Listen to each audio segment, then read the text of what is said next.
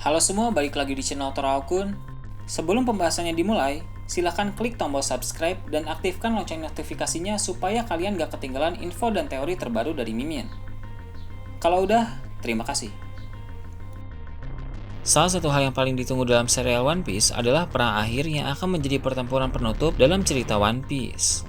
Kita telah melihat pertempuran di Alabasta, Marineford, Dressrosa, dan masih banyak lagi. Namun, pertempuran dalam perang akhir nanti akan jauh lebih seru dari semua yang telah terjadi sampai sejauh ini. Oleh karena itu, banyak sekali penggemar yang sangat antusias. Perang akhir merupakan pertempuran paling epik yang akan menghadirkan pertarungan besar antara Luffy melawan pemerintah dunia. Tentu saja Luffy tidak sendirian, karena akan ada banyak orang yang bertarung bersama dengannya. Bila mengikuti alur pidato Shirohige sebelum dia tewas dalam manga chapter 576, maka perang akhir akan terjadi tak lama setelah One Piece ditemukan. Itu artinya pertempuran tersebut akan pecah ketika Luffy telah menjadi Raja Bajak Laut. Admin terpikir teori yang menarik tentang perang akhir nanti. Mungkin seluruh penggemar sepakat bahwa kubu Luffy akan bertempur melawan kubu pemerintah dunia. Namun, bagaimana jika ternyata dalam perang akhir nanti akan ada kubu ketiga yang ikut dalam pertempuran? Dengan kata lain, perang akhir adalah perang tiga kubu di mana masing-masing kubu memiliki kekuatan hebat dan pasukan besar. Nah, dalam video kali ini, channel Toraokun akan membahas tentang tidak hanya pihak Luffy dan pihak pemerintah dunia, melainkan perang akhir akan menjadi pertempuran antara tiga kubu. Pembahasan dimulai dengan fakta menarik tentang angka 3 dalam cerita One Piece. Ada begitu banyak hal penting yang mengandung angka 3, seolah-olah Eiichiro Oda menyukai angka tersebut. Mari kita lihat beberapa fakta berikut ini. Angkatan Laut memiliki kekuatan tempur terkuat yang dikenal sebagai Admiral. Diketahui dari dulu sampai sekarang, Admiral hanya berjumlah 3 orang saja. Generasi sebelumnya ada Akainu, Aokiji, dan Kizaru. Sedangkan generasi saat ini ada Kizaru, Fujitora, dan Ryokugyu. Para Yonko pun beberapa di antaranya memiliki 3 orang komandan atau 3 anggota terkuat. Kita tahu Kaido memiliki para All-Star atau 3 komandan bencana. Ada juga Big Mom dengan 3 komandan manis.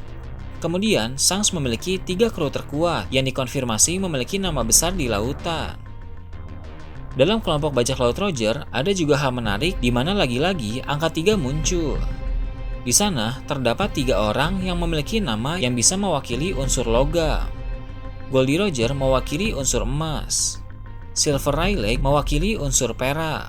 Sedangkan Skopper Gaban mewakili unsur koper atau tembaga. Bahkan, dalam kelompok topi jerami juga identik dengan angka 3, di mana Eiichiro Oda membuat istilah trio monster yang terdiri dari Luffy, Zoro, dan Sanji. Uniknya, masing-masing dari trio monster pun berkaitan dengan angka 3. Luffy adalah bagian dari trio ASL, yaitu Ace, Sabo, Luffy, dan mereka telah menyatakan sebagai saudara angkat. Kemudian, Zoro memiliki 3 pedang, karena gaya bertarung dari Zoro adalah Santoryu. Untuk Sanji, sudah jelas bahwa namanya mempresentasikan angka 3, karena dalam bahasa Jepang, San artinya 3. Selain itu, angka 3 juga meliputi berbagai aspek penting lainnya. Senjata kuno yang digadang-gadang punya kekuatan yang mampu menghancurkan dunia, jumlahnya ada 3, yaitu Pluton, Poseidon, dan Uranus. Buah iblis juga terbagi menjadi 3 jenis, mulai dari Logia, Paramecia, dan Zoan. Kemudian ada Haki, yang juga terbagi 3. Ada Bushoshoku, Kenbunshoku, dan Haoshoku. Benda penting bernama Poneglyph pun terdiri dari 3 macam. Ada jenis Poneglyph sejarah, Poneglyph instruksi, dan Rod Poneglyph. Bahkan keseimbangan dunia pun terjaga berkat ada 3 kekuatan besar yang terdiri dari Yonko, Shichibukai, dan Angkatan Laut. Walaupun saat ini Shichibukai telah resmi dibubarkan, tapi ada unit SSG hasil karya Dr. Vegapunk yang kekuatannya dapat menggantikan Shichibukai. Itu tadi berbagai hal penting yang mengandung angka 3. Sepertinya, dominasi angka 3 masih akan berlanjut dalam jalan cerita nanti, sampai pada perang akhir. Dalam perang akhir, akan ada 3 kubu yang ikut serta dengan kekuatan besar mereka masing-masing. Yang pertama, ada kubu Luffy. Sebagai tokoh utama dalam perang akhir setelah dia menjadi Raja Bajak Laut nanti, akan ada banyak kelompok dan banyak sekali orang yang berpihak kepada Luffy. Kubu Luffy akan terdiri dari kelompok bajak laut topi jerami bersama dengan armada besar topi jerami. Kemudian akan ada juga pasukan revolusi. Rasanya sangat meyakinkan bahwa di masa depan nanti akan ada pertemuan antara Luffy dan Dragon. Mereka pun akan bekerja sama dalam perang tersebut. Setelah menjadi Raja Bajak Laut, Luffy akan memikul sejarah abad kekosongan dan bertempur demi dunia. Sedangkan Dragon sangat ingin dunia menjadi lebih baik dengan menggunakan Tenryubito. Daripada bergerak sendiri-sendiri, bekerja sama terasa jauh lebih efektif. Ditambah lagi, selain hubungan antara ayah dan anak, ada beberapa hal yang membuat bajak laut topi jerami berhubungan dengan pasukan revolusi. Pertama, Luffy adalah adik angkat dari Sabo. Kedua, Luffy pernah ditolong oleh Ivankov. Ketiga, Robin menghabiskan masa time skip bersama pasukan revolusi. Hal-hal itu seperti benang yang menghubungkan dua kelompok tersebut. Ada juga bajak laut Akagami yang bisa dipastikan akan berpihak kepada Luffy. Sejak awal, Shanks telah bertaruh kepada Luffy demi era baru. Bahkan satu lengan pun telah rela Shanks korbankan agar Luffy bisa selamat. Tidak akan aneh saat perang akhir nanti, Shanks beserta seluruh kru dalam kelompok bajak laut Akagami akan membantu Luffy.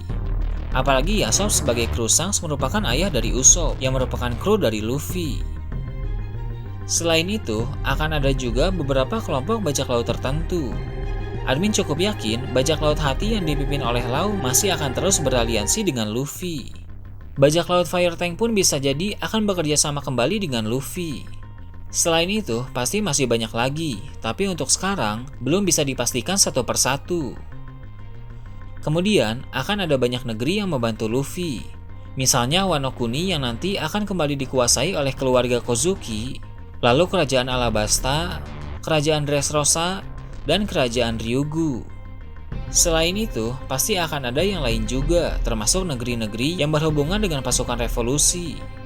Salah satu alasan mengapa akan ada banyak kerajaan yang bergabung, itu karena rahasia dan kebusukan pemerintah dunia akan segera terungkap.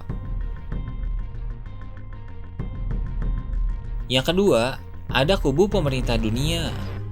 Meski banyak pihak membantu Luffy, pemerintah dunia tetap tidak bisa diremehkan. Mereka tangguh dengan kekuatan besar yang mereka miliki. Pemerintah dunia pasti akan dibantu oleh Angkatan Laut, mengingat Angkatan Laut merupakan kekuatan tempur terkuat milik pemerintah dunia. Dalam Angkatan Laut, ada banyak orang hebat seperti Akainu dan para admiral. Ada juga para legenda Angkatan Laut seperti Garp, Sengoku, Kong, dan Suru. Untuk Garp dan Sengoku, memang ada kemungkinan bisa berpindah pihak ke kubu Luffy dan Dragon. Namun, untuk yang lainnya pasti tetap berada di kubu pemerintah dunia, sehingga mereka akan bertempur untuk membela pemerintah dunia. Walaupun sudah tua, kekuatan para legenda itu sama sekali tidak bisa dianggap remeh. Pemerintah dunia juga memiliki Cyberpol yang tidak hanya hebat dalam urusan intelijen, tapi juga sangat mahir dalam bertaruh. Dari semua unit Cyberpol, ada CP0 yang dikenal sebagai Cyberpol terkuat. Yang ketiga, ada kubu Kurohige. Agar kalian tidak bingung mengapa Kurohige bisa terlibat dalam perang akhir nanti, admin akan menjelaskan dua kemungkinan soal Kurohige. Mungkin saja tak lama setelah Luffy menang dalam perang Wano melawan Kaido dan Big Mom, dia akan menemukan semua Road Poneglyph dan Cloudtail tanpa bertarung melawan Kurohige. Namun bisa jadi juga tidak seperti itu. Luffy tetap bertarung dengan Kurohige sebelum dia Cloudtail. Tapi, seperti kebiasaan Luffy terhadap musuh-musuhnya, dia tidak akan membunuh Kurohige. Maka dari itu, Kurohige yang masih hidup tidak akan diam saja dalam perang akhir nanti. Melihat permusuhan antara Kurohige dan Luffy, mereka tidak mungkin bekerja sama. Sekalipun Kurohige bekerja sama dengan Luffy, pada akhirnya Kurohige pasti akan berkhianat, mengingat sifat licik yang dia miliki. Pihak Luffy juga tidak akan mau. Mustahil Luffy bekerja sama dengan orang yang telah menyerahkan Ace ke Angkatan Laut, yang mengakibatkan Ace mati di tangan Akainu. Jadi, langkah paling masuk akal yang bisa Kurohige tempuh dalam perang akhir adalah membuat kubu sendiri. Dalam kubu Kurohige, sudah pasti ada para kru kuat yang dia miliki, yang bernama 10 Komandan Titan. Namun, Kurohige pasti sadar bahwa kekuatan tempur mereka tidak sebanding dengan kubu Luffy dan kubu pemerintah dunia. Oleh karena itu, Kurohige akan merangkul orang-orang kuat yang lainnya. Pada saat penjara Impel Down dibobol oleh Kurohige dan Luffy, banyak tahanan yang kabur, termasuk tahanan Impel Down level 6. Selain yang telah direkrut oleh Kurohige, masih banyak lagi yang kabur. Para tahanan level 6 itu disebut sebagai Silver Medalist. Silver Medalist adalah sebutan bagi orang-orang yang dalam karirnya sebagai kriminal hanya pernah dikalahkan oleh Shirohige dan Roger. Crocodile pernah berkata bahwa jumlah para Silver Medalist cukup banyak. Dengan begitu, para penjahat terkuat itu bisa bergabung dengan Kurohige. Ditambah lagi, bajak laut Kurohige sedang gencar-gencarnya mencari buah iblis, maka para krunya juga pasti akan bertambah kuat. Moria juga sepertinya akan bergabung dengan Kurohige, sehingga bajak laut Kurohige akan memiliki banyak pasukan zombie ciptaan Moria. Dengan begitu, perang akhir akan menjadi perang 3 kubu, yaitu kubu Luffy, kubu pemerintah dunia, dan kubu Kurohige. Gimana menurut kalian? Silahkan tulis di kolom komentar di bawah.